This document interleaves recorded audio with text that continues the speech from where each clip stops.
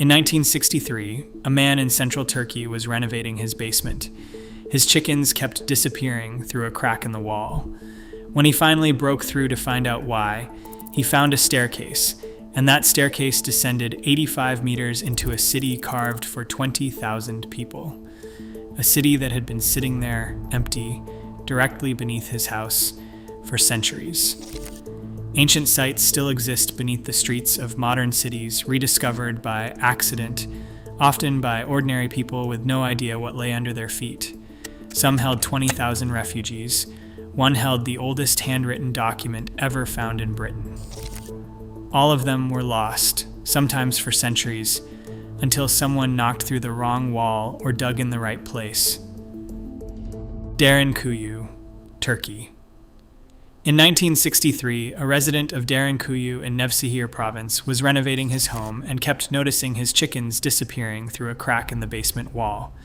When he broke through to investigate, he found a staircase descending 85 meters into solid volcanic rock into an underground city carved for up to 20,000 people plus their livestock. The Turkish Ministry of Culture attributes original construction to the Phrygians in the 8th or 7th century BCE, with massive expansion by Byzantine Christians between the 7th and 11th centuries, who used it to hide during the Arab-Byzantine Wars. 18 levels in total, 8 open to tourists, containing stables, wine and oil presses, kitchens, chapels, a cruciform church, and more than 50 ventilation shafts running the full 85 meters to the surface. Each level was sealed independently with stone doors weighing between 200 and 500 kilograms, operable only from the inside. About 9 kilometers to the north sits a second underground city called Kaymakli, the widest in Cappadocia, estimated to have held between 3,500 and 6,000 people. It is notable for a single andesite block on level 3, drilled with 57 holes and used for cold-forming copper, the only known metallurgical installation of its kind in the region.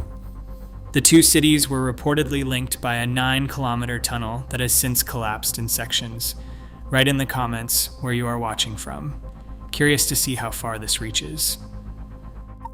The Basilica Cistern, Istanbul. In 1545, a French scholar named Petrus Gillius, commissioned by King Francis I, was investigating reports that residents of one Istanbul neighborhood were drawing fresh water through holes in their basement floors and catching fish through those same holes. Gillius entered an Ottoman basement and was rowed by boat into a vast underground chamber built in the year 532 under the Byzantine Emperor Justinian I, the largest cistern in Constantinople, measuring 138 meters long by 65 meters wide, holding approximately 21 million US gallons of water, supported by 336 marble columns, each 9 meters tall, arranged in 12 rows of 28. At the base of 2 columns in the northwest corner sit 2 carved Medusa heads, one placed on its side and one upside down, believed to have been taken from an older Roman monument and reused simply because they were the right size.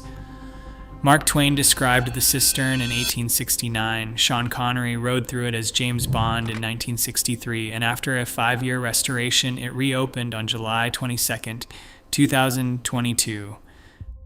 The underground of Naples. Beneath the modern Italian city lies roughly 450 kilometers of tunnels, cisterns, and chambers, approximately 2 million square meters of underground space used more or less continuously for 2,500 years. Greek settlers carved the first cisterns from volcanic tuff in the 6th century BCE. Under Augustus, the Romans built the Aqua Augusta aqueduct, designed by Marcus Agrippa, and stretching up to 103 kilometers, one of the longest Roman aqueducts ever constructed. In 64 CE, the Emperor Nero performed personally on a stage in the Neapolis Theater, which still exists buried beneath more than 200 apartments. To reach it, a guide walks visitors into a ground floor apartment, moves a bed, and opens a trapdoor. During World War II, Naples was the most bombed Italian city. and as many as 200,000 Neapolitans sheltered in the underground network across the war years.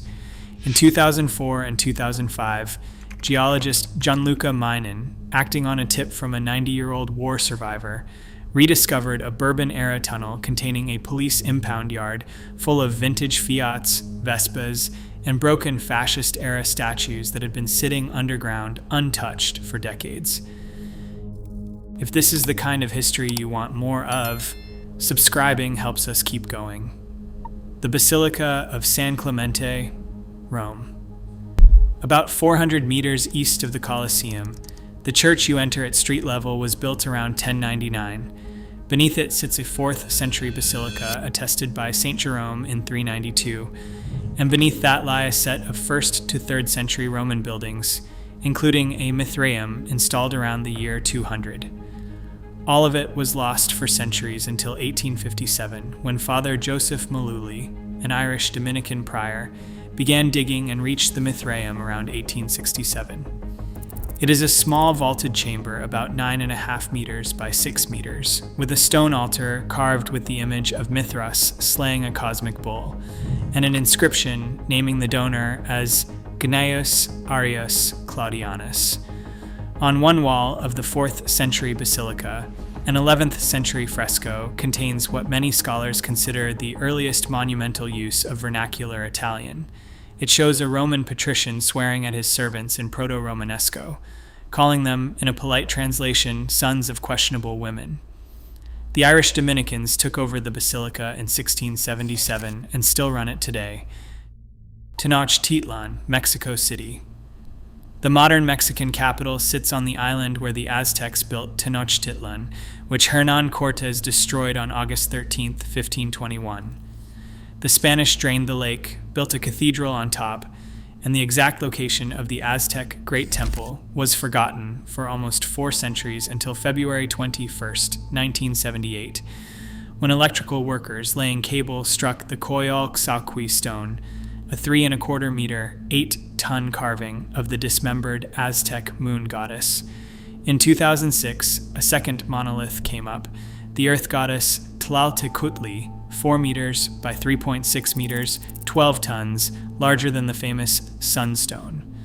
In 2013, archaeologist Leonardo Lopez Lujan lifted a 3-ton slab and entered a narrow tunnel ending in 2 sealed doorways that many archaeologists believe conceal the cremated remains of Aztec emperors. As of today, no royal tomb has been confirmed. Meanwhile, Mexico City continues sinking at up to 50 centimeters per year in its outer zones, a problem the Aztecs already faced, which is why they rebuilt the Templo Mayor 7 times. Write in the comments which of these surprised you most. The answers are always worth reading. The London Mithraeum. On September 18, 1954, the final scheduled day of a post-war rescue excavation on a Blitz bomb site, archaeologist W.F. Grimes, director of the Museum of London, uncovered a marble head of the god Mithras. The head turned out to belong to a full 3rd century Roman temple built around the year 240. Up to 30,000 visitors a day queued for 2 weeks to see it, and Winston Churchill personally intervened to extend the dig. The temple was reassembled poorly in the 1960s.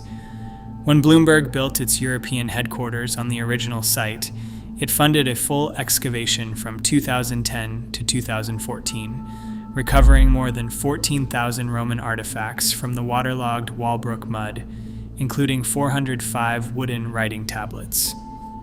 One of them, catalogued as Tablet 44 and dated to January 8th in the year 57 AD, is the oldest handwritten document ever found in Britain.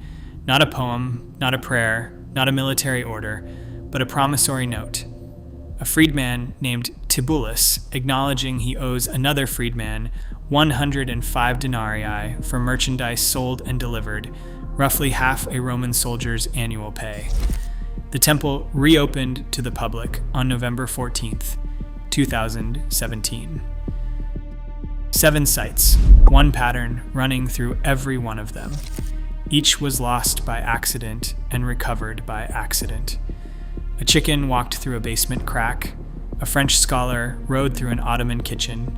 Mexican electricians struck an 8-ton goddess, and an archaeologist, on the last scheduled day of a dig, uncovered a Roman temple.